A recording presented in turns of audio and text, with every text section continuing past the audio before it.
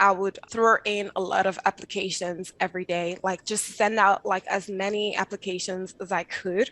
And like it wasn't quite working because like it was honestly like one rejection email after the other, and then it started like getting to me like mentally, like it just started affecting me, and like I would feel down because like I know like if it was in a normal like situation or an environment, like I knew like I probably would have gotten something by then, but like I was close to graduating and I still didn't have a job secured, and like really like it was difficult.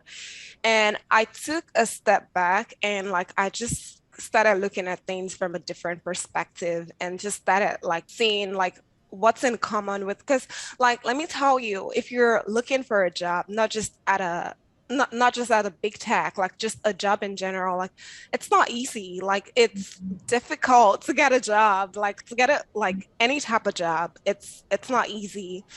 And I kind of like took a step back and analyzed like, what was the common denominator, like what's the common factor between like every rejection emails I'm getting. And like it was mostly like I basically looked within myself and I had to be honest with myself. It was mostly like you don't have the experience. Hello, everyone. Welcome to the Mathematician Show. I'm joined today by the fantastic Modupe.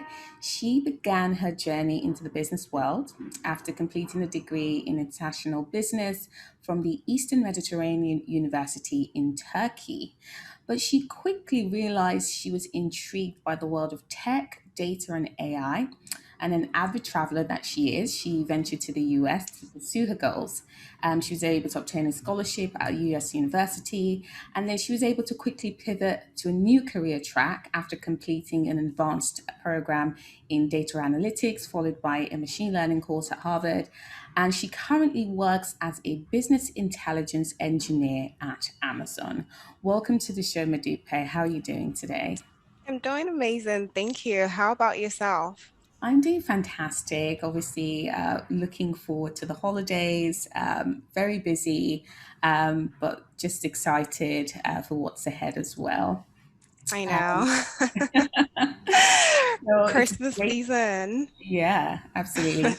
Great to have you on the show. I think it was quite intriguing that, as I said in the intro, you were able to pivot really quickly from someone coming from a more general business background to something more technically focused. And obviously, you have this role, which is quite an interesting mix because business intelligence sounds very analytics driven, whereas obviously it has engineer at the end. So, quite Yeah. intrigued.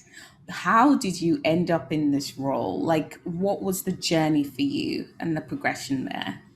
Oh, oh my. The journey, I would say, is it was a long one getting here because first of all, I started my degree, my master's degree in data analytics without any prior tech experience and background. So my journey was actually pretty, it wasn't the standard journey. It was kind of like interesting the way like I kind of pivot my way and landed here.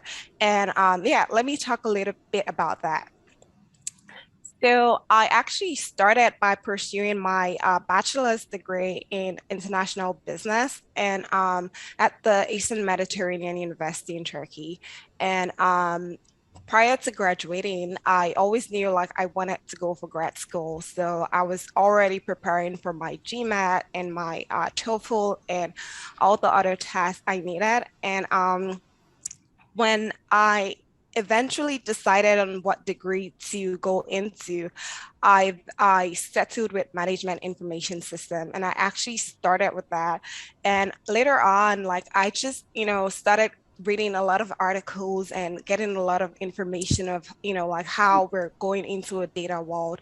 Like as we approach the fourth industrial evolution, I think like it's paramount to have some data skills because like that's data is basically like controlling the world as we speak. And I think it's also like important to have like at least some machine learning skills. So when I read that article and I like got all the information going on in the world currently, like I decided to venture into data analytics. And then I found a program a master's degree program that actually worked for me, and my university offered it. So I went into the data analytics master's program.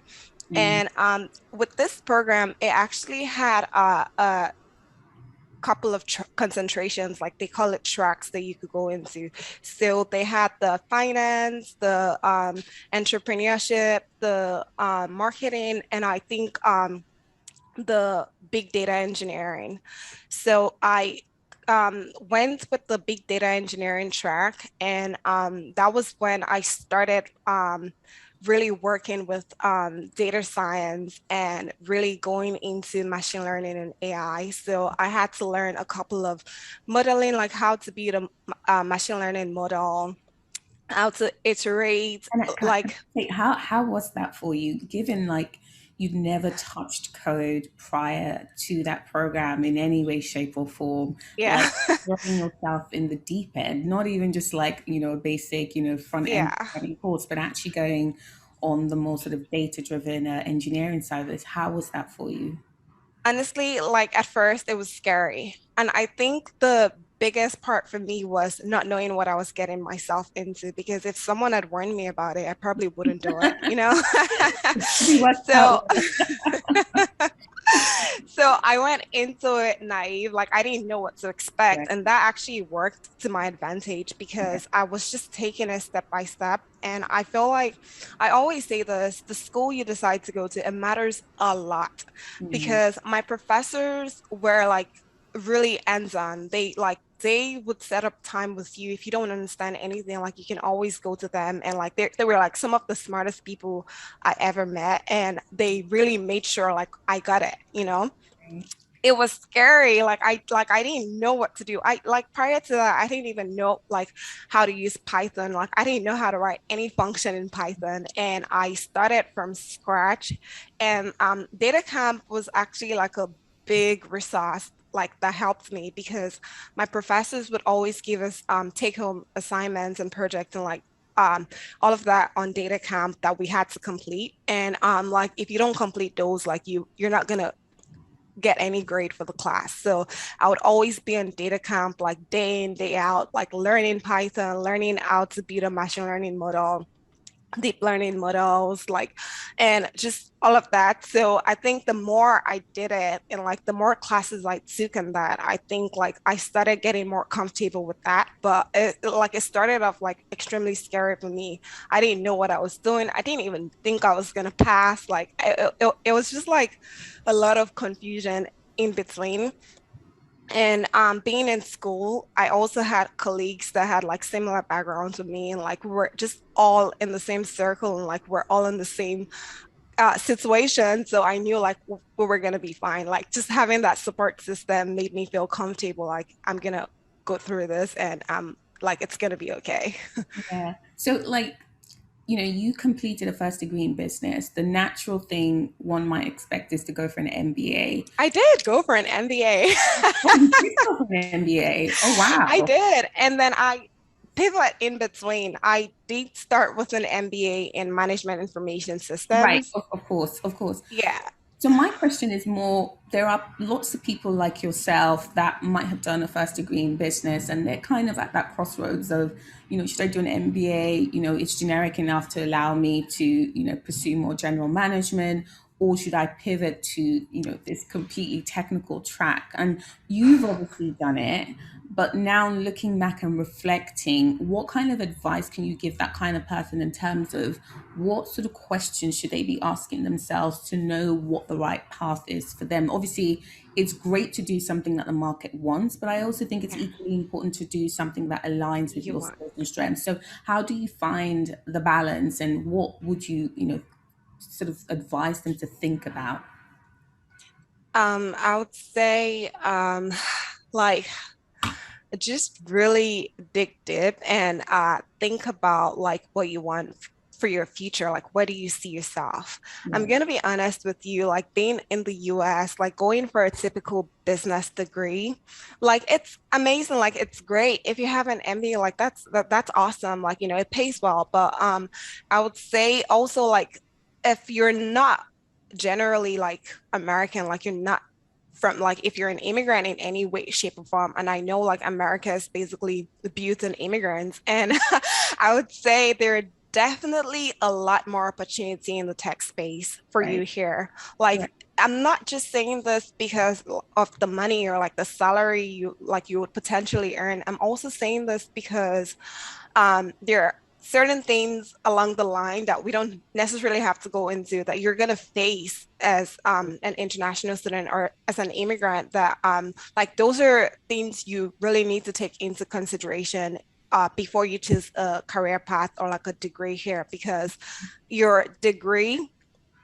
is honestly gonna like it's gonna play a big role into like your future here. That's like Mm. so that's something you definitely want to take into consideration. Like if you have any plans of like, being here long term as opposed to short term, like your degree plays a big role in that decision. So yeah, you really need to think about it. And in terms of like going into tech, like if you have no prior experience, like I would tell you right now, it's challenging. Like it's definitely not the easiest thing, but you can do it. Like anyone can do it. I think the most important thing is for you to just like make up your mind and say like, regardless of what happens, I'm gonna come out of this on the other side. And if you have that kind of mindset, like that, like go get in mindset, like you're definitely gonna be fine. That's great advice. And I think it would work even past thinking about tech careers generally as well. Yeah.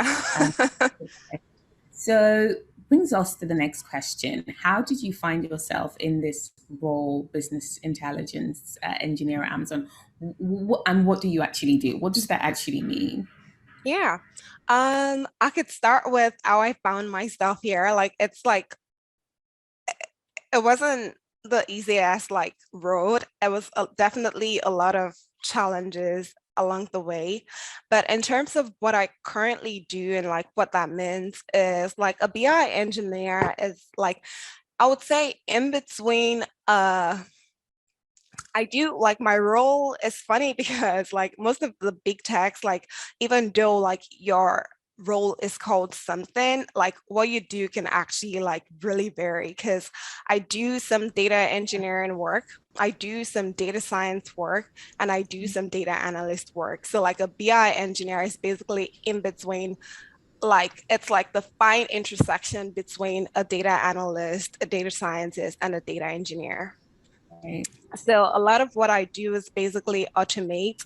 So I work for the intelligence research team, and we support the supply chain for the entire Amazon. So basically everything that we don't necessarily do the logistics, but we're the analytics and the brains behind how your packages get to you, like from when you order something on Amazon.com to Mhm. it getting to you in 2 hours or like in 2 days. Like I support the team, like the supply chain team, and I help them Right. build visualizations. I help them build UIs where they could make like faster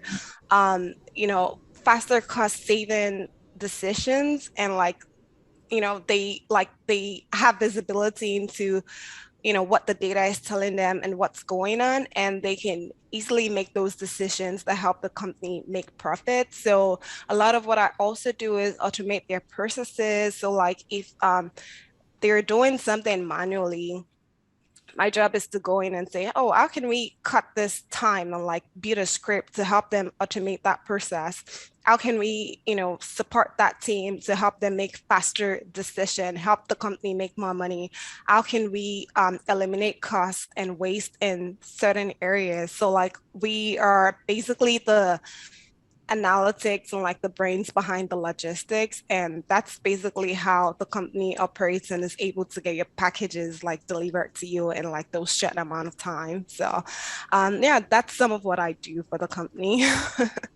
How fantastic. It seems very encompassing, and it seems like even your business degree might be somewhat relevant in just giving you Yeah. context to be able to do Yeah, your yeah. work And well. like for you to be in the data space in general, like the first step to data implementation is basically like the business understanding. So like Right. coming from a business background, like I have the business understanding like in lock. So like when I'm talking to a key stakeholder, I can, and like they're telling me what their problem is, I can like really relate to them. Like with my business degree, I can like, I have that business sense of, oh, like, like talking to them, like rapport and like, oh, this is what you want. Because sometimes like when a stakeholder comes to you and they say they want something, it's not necessarily what they need.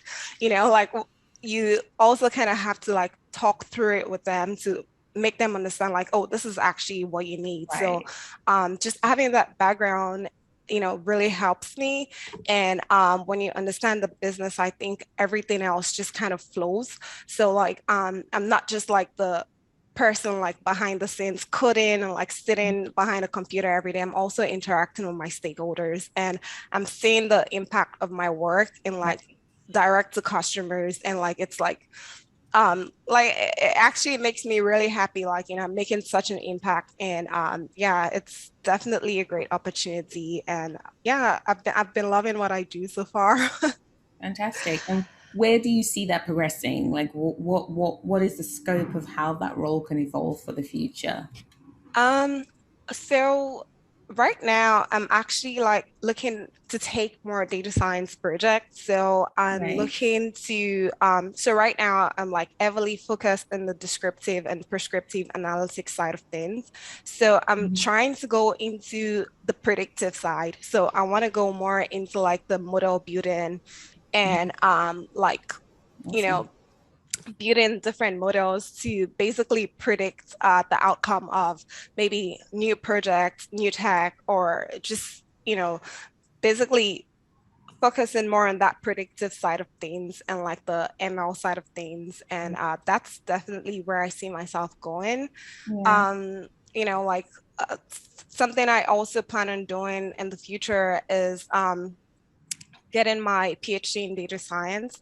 So Oh, I feel wow. like just having those corporate experience and skills right now would really help me when I do venture into that. And like I just have a lot of like big plans and big goals for myself. And I think like I need to start aligning what I do with what my goals are for the future. Right, amazing. You mentioned previously, Ju, and she took Yeah. the full PhD track, and you've sort of dived into business first, and then Yeah. want to get that exposure before going to do a PhD. So that's quite an interesting. Yeah. Well, so like let's go back one step because there's a lot of people that may already be on a program and they're like, Yeah. okay, they want to get that coveted FANG job, and you've obviously done it. So can you share a little bit more about what that process was like for yourself?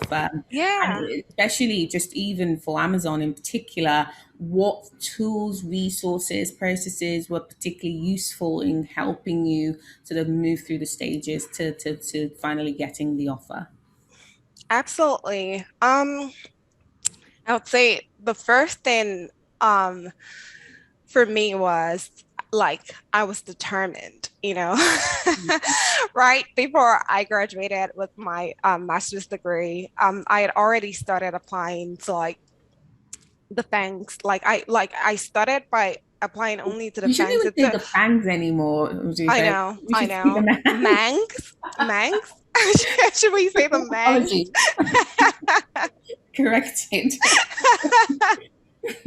It's funny, like yeah, that like I always like say like how do we call this now? Metaverse, Facebook? I never know. But anyways, like right before I graduated, I kind of already made up my mind like that's where I'm gonna end up. I Yeah. didn't know how I was gonna do it. I knew like it was a long shot, but I think the first things first is just like making up your mind, like being determined, like regardless of what happens. And then things didn't quite work out well.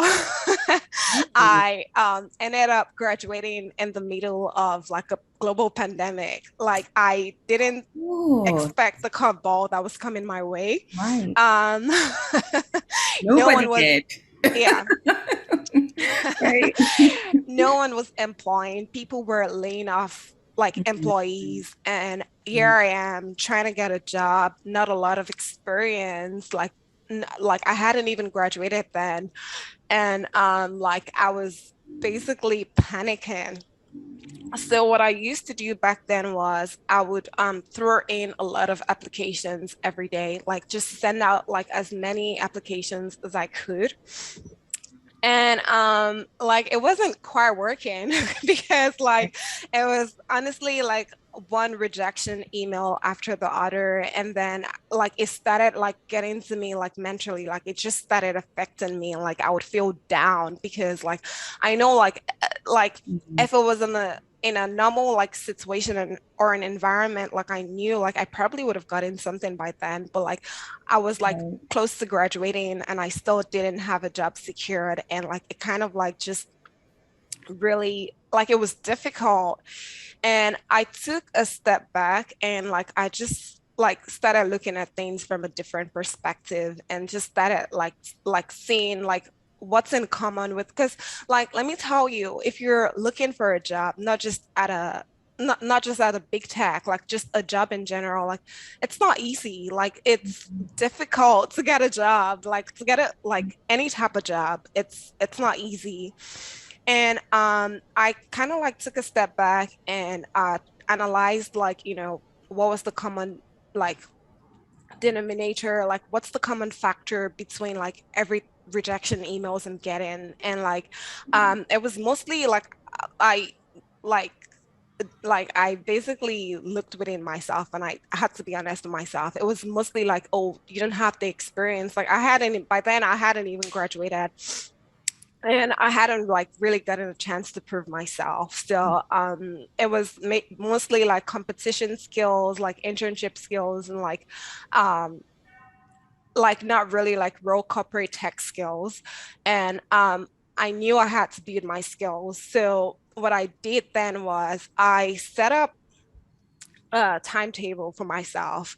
So I just stopped applying to jobs. I was like, you know what, this is not working. I completely stopped applying to jobs.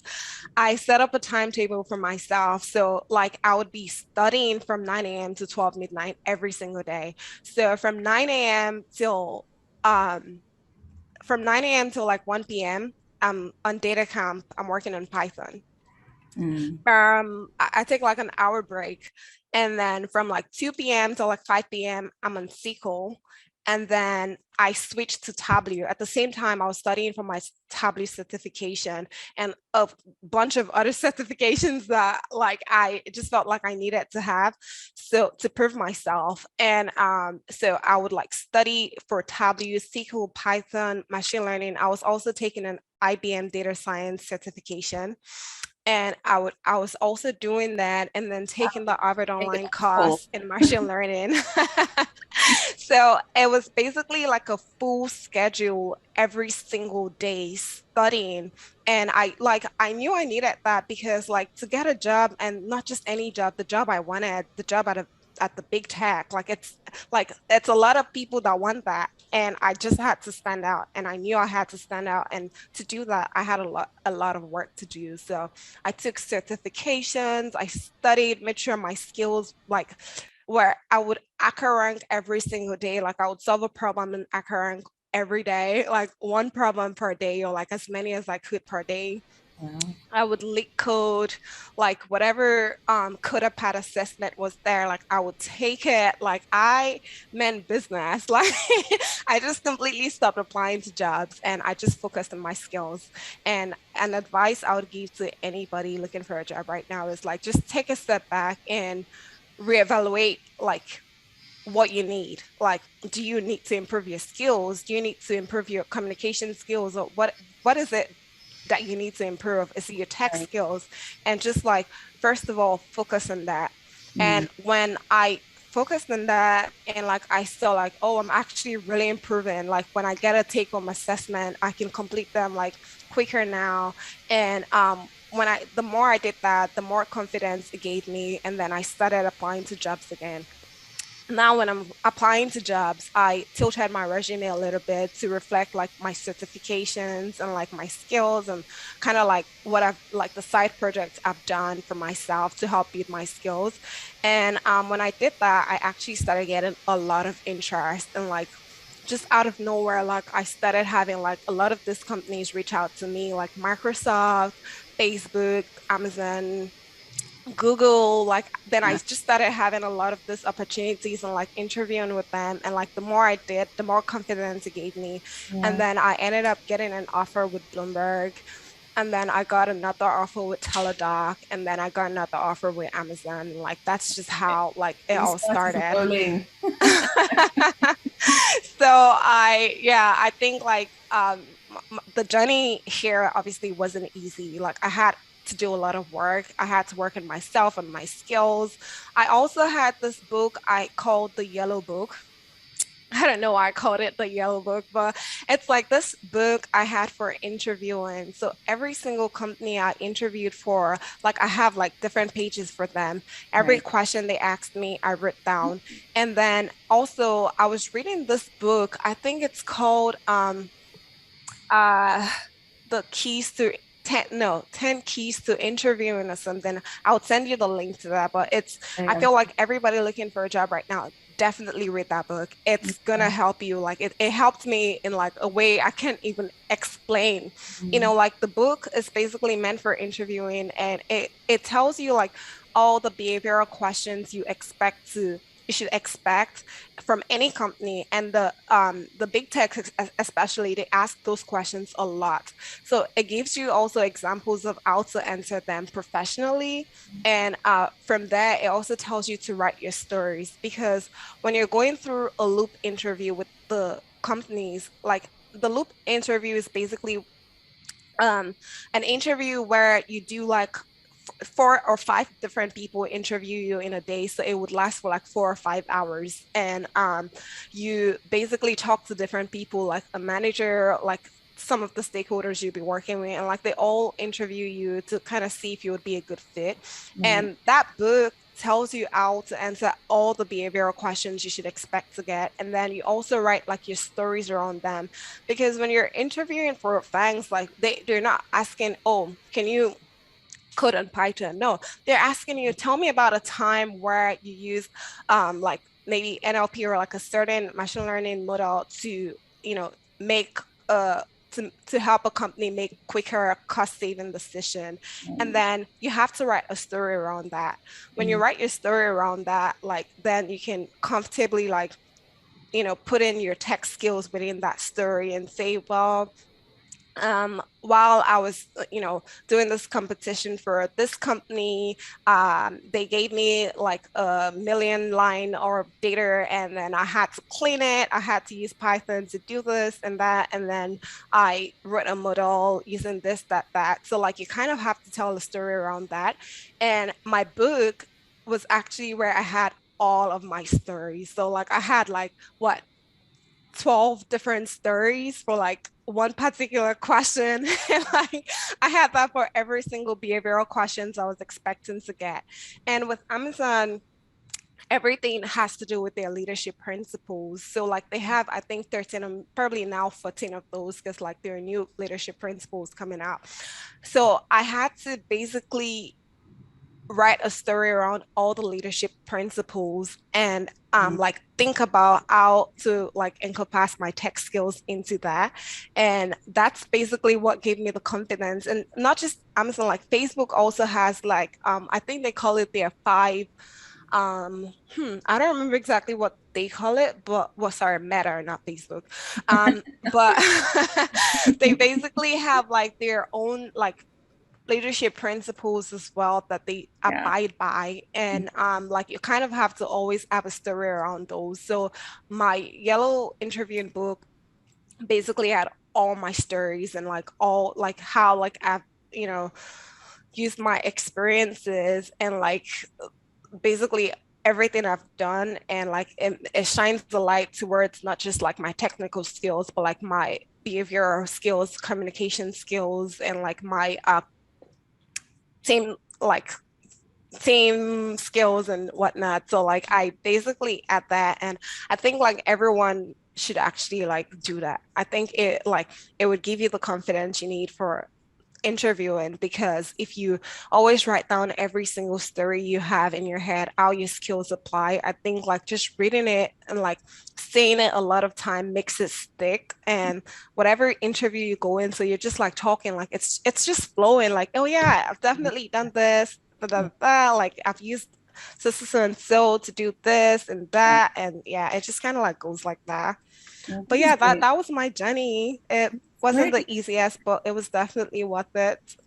I think it's very inspiring, especially for people that are much earlier on in their career or in pivoting to tech as Yeah. a career, to sort of learn from that. I think some of the key things you talked about: determination, incredible amount of preparation, this book that you're going to link for us after the show, and maybe even publishing this special yellow book as a template for people. I think No, that's honestly, great. I should.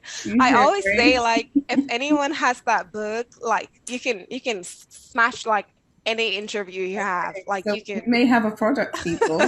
Watch this space. no. Yeah. It's really important. Like it Yeah. gives you all the confidence you need Yeah. to like face any interview you might have. So Fantastic. yeah.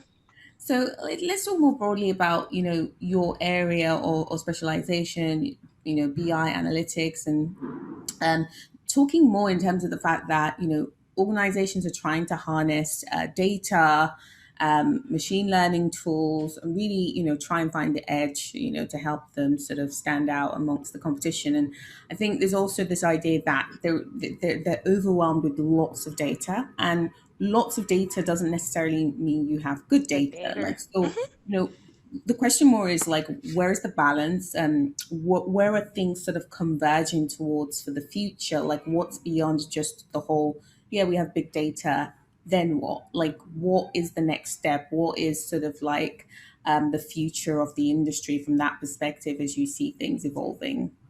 Yeah. I think first of all, I don't even think it's possible to go back to small data. So I think big data would continue like being big data for like the foreseeable future. And I think from there, like what organizations are starting to like understand is just because we're gathering all this data doesn't mean we're like getting insights from it, doesn't mean it's profitable to us, because it takes a lot of like you spend a lot of money like buying cloud space to store this data. And like data skills are expensive. Like you, an analyst, like an average salary for an analyst, like right now is probably like $120,000. I like Yeah. it's expensive to get data skill to like hire people that actually like handle data and know what to do with it. So I think the focus now wouldn't be like on just like necessarily gathering all the data that they can. I think in the future we're gonna see like a lot of companies like making sure like they build like a data science or a data like a data team, a structured data team first Right. before like anything else, like before you start gathering data or like, spending lots of money acquiring data. I think like you need to have a team where um as they're established to basically clean up, analyze, get insights from any type of data that you have. So I think like companies are starting to realize that like we're going towards that now. Like I know like when I was working for a startup, like they were like focused heavily on building their data team first and before anything else, because it's very important. Right now with organizations, honestly, I think like data is like their most useful resources right now. Like they go back and forth and like, who has the most data, because honestly, data is insights. Like data is knowledge, data is information. And with knowledge, information, you can do a lot. Like you can know who your customers are, you can know their buying pattern, you can know how to retain them, you can make a lot of money, you can like know how to advertise to them. Like you basically have the power when you have data. So I think like big data will continue. And I think like right now the focus would be more on like not just gathering data, but making sure they're clean, making sure like they're insightful. Because like you said, not all data is good data. Like you can actually have bad data. Like if you give a survey out and like you don't put your questions, like you don't word them in the right phrases, and like people aren't answering those questions, you have a lot of nulls in your data, and then you have to, start thinking about, oh, how do you fill in those nulls? Like, do you Right. use like the main mode techniques? So, like, what do you do? And then you end up like having inaccuracies, inconsistencies, data anomalies, and just like your database is just not structured. And I think you yeah, said something incredibly important when you were speaking. Like, obviously, data is the new oil. There's a lot of like advantage a company can get from getting data that their competitor might not have, and then trying to grow yeah. back from that. But also, you mentioned talent. Hmm. It's it can be quite expensive to even get a data analyst in a Yeah. metropolitan area like New York, for example. And so I also see that there is this problem of talent in generally big tech as well, and they're trying to balance those aspects as well. And kind of brings me to I think it was I read recently. I was going to say Facebook, but I should say Meta. Um, Europe, no, and I guess my thoughts are, I think talent is an issue generally for big tech, like really Yeah. trying to get talent and continue that pipeline generally, which then brought me to Meta and something I read recently in Europe, because obviously the legislative environment in Europe is a lot tougher. And I believe when they were Facebook, they purchased a company called Jiffy a couple of years ago, and they ended up shutting down the advertising from Jiffy because it was competitive to Facebook at the time. Long story short, the commission has said that basically Meta has to sell Jiffy back, but even before they sell Jiffy back, they must reinstate the advertising revenue arm of Jiffy, and then sell it back and let it go. And basically, you have this whole antitrust climate that's really sort of closing in on big tech, and I think there's going to be more for them to contend with, not just who can get the best talent or the most talent, but how does the legislative environment look in particular for regions, particularly like Europe, that are a lot more stringent on how they operate. And just interested in your thoughts around that. How do you see the space evolving? There was a time when it wasn't about companies like big tech. It was about companies like General Motors, for example. And now we're in Yeah. there where it's a lot more about big tech. Like, how do you see the future of the industry generally evolving? And what are your thoughts there? Honestly, the antitrust issue, like it's like a big discussion right now in the data world. Like you said, we're getting big data, but not all data is necessarily good data. And at the same time, like the data you're getting, like is there security around that data? Because if you're getting like PIIs, which are like personal identifying information Right. from customers, like what are you doing with those? Are you selling them to the government? Are you, using them to like rig elections? Are you like, what are you doing with that data? And like right now, it's after the Cambridge Analytica scandal, like it's like a big discussion. Like data security is like a very big discussion in my field.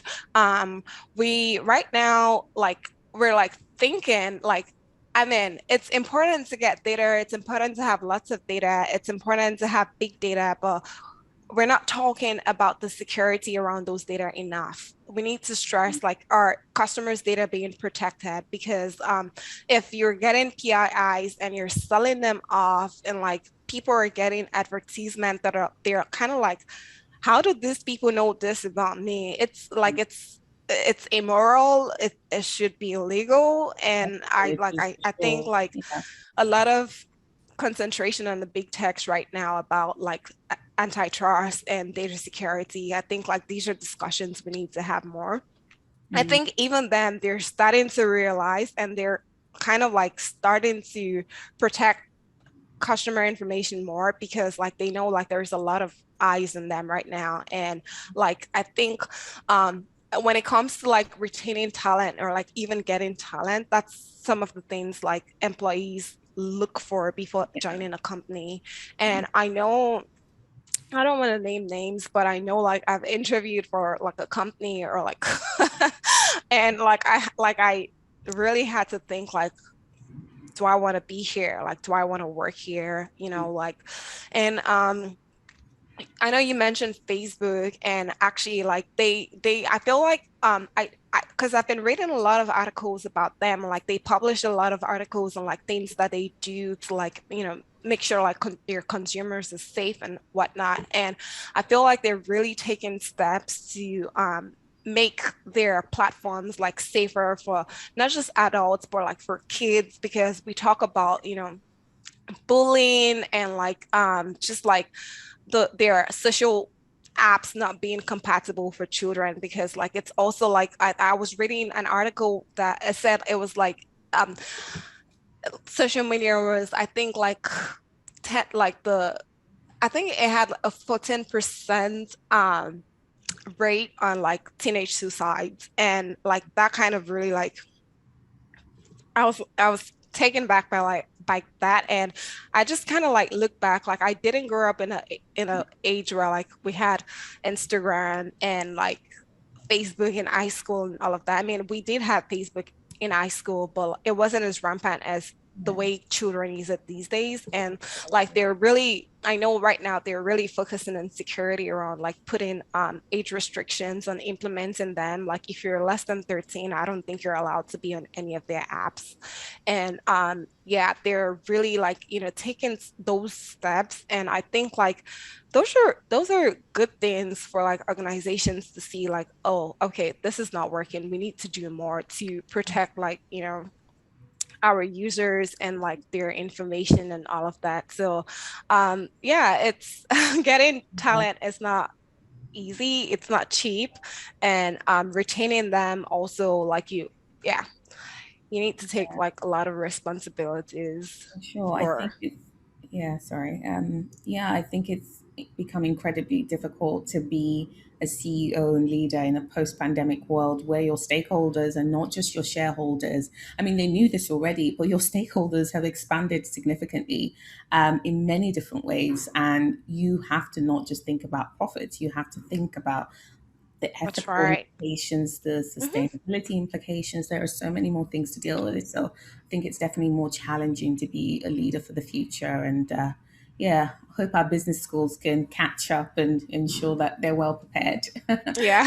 But in terms of influential people, who would you say has been some of the most, influential people in sort of guiding you towards your career now, or just generally in life? Who have been the most impactful people for you?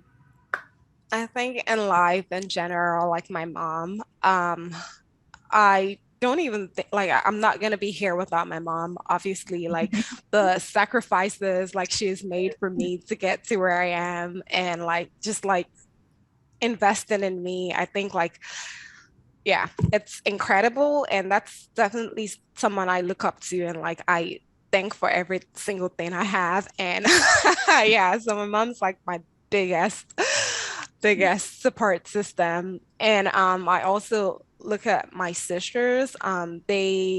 I learn a lot from their experiences. Like they've gone through, they're much older than me and they've gone through life. And I basically look at their experiences and like see, how they're like out to handle things in life. And like I talk to them, and yeah, that's really helped me. And also like my mentor, I like I got really lucky in like getting like good mentors to basically, guide me and tell me what path and direction and how to achieve my goals. I think it's important for everybody to have a mentor that believes in them. Yeah. And I would say also like my support systems are kind of my friends. And I have a lot of friends who like, like they're also as goal oriented as I am, as ambitious, and like just we tend to like support each other's goals in that space. So like just having a lot of people in your circle that you can count on, I think is also very important. So those are my support systems. And yeah. those are my biggest influences. And I would say outside of my family and friends and mentor, I would say another person or two other people I look up to most is Andrew Ng. I don't know if I'm pronouncing his last name right, but yeah, the owner of Coursera. Like I like when I was in school, my professors used to make us like read a lot of articles and like basically to um stay in touch with what's happening in the data mining space. And ease is interviews and articles and all of that are things I came in contact with the most. And just like reading about him and his work and what he's doing in the data field, like I think like I really look up to him. He said something that really stuck with me today till date. Like, and I think one of his goals is basically to create machines and robots, like using AI that help with like human day-to-day activities. And like that's something like when I do go for my PhD, that's something I want to concentrate in, Right. basically using AI and ML to build robots and machines that help like our day-to-day activities, whether cleaning or just things that can be done in less than 10 seconds of Yeah. thinking, like we should be able Productivity. to automate all of that. And Yeah. like that's something I really want to focus on. And not just go there, but like also like there has to be like some type of like diversity in ML AI because that's causing a lot of issues. So like Mhm. that's also another research area that I'm gonna be going into. So yeah. And Fantastic. outside Andrew Ng, I think the other person is Elon Musk. Made time I've of been a the year. fan. He's the time person of the year. Like I saw Yeah. an hour and a half ago. So connection. Can you share with us Yeah. why Elon Musk, please? I've honestly been a fan of Elon Musk since I was 17 or 16. I don't even remember, but I had to when I was in business school, I had to write a presentation around like someone in the business space that we see as a role model. And like while I was doing my research, I came across Elon Musk and his story and like how he basically like grew up and like from like South Africa to Canada and like just basically his story and like his dreams and like how like he had a goal and a vision and like it made it come true. And I like relate so much to him. I like just relate so much to like he's believing himself.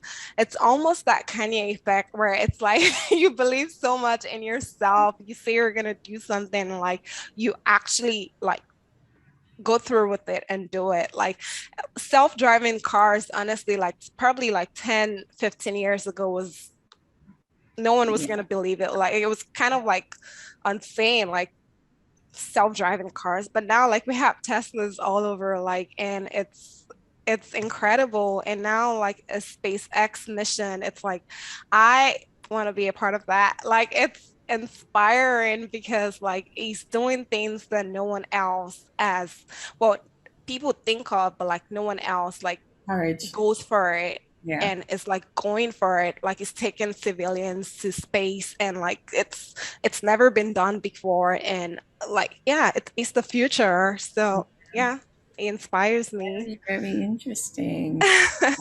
No, thank you for sharing that. That was fantastic. I mean, and just to round things up, if you had to, someone's listening to this, they're like, oh my goodness, this lady's amazing, from the fact that you didn't have prior experience to the fact that you're going to build autonomous robots for the future and potentially be part of SpaceX in some way, shape, or form. How would you say they could, replicate or pursue similar things to you? Like, what advice would you give them? Things that you wish you actually knew or maybe didn't do, but now you have more sort of like perspective on. What would you say to them? I would say first of all like make up like you need to be determined.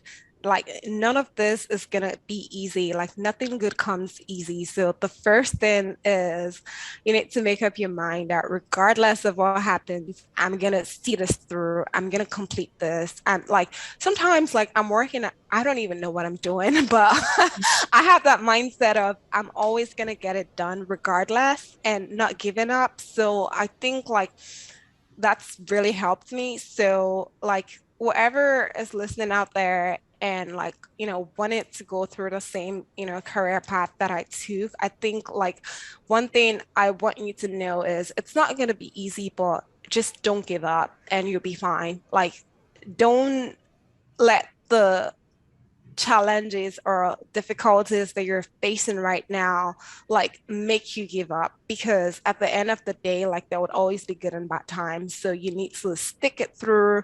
And even if things are not working right now, just keep pushing because like you never really fail until you give up. So Mm. definitely make up your mind, don't give up.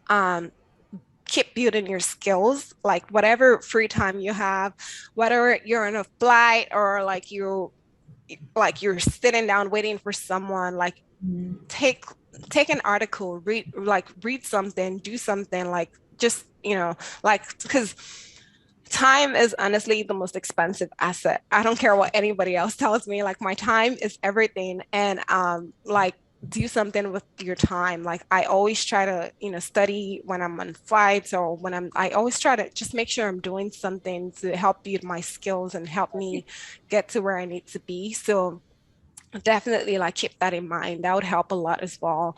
And another thing I would say is I already mentioned like being determined, never giving up, building your skills, and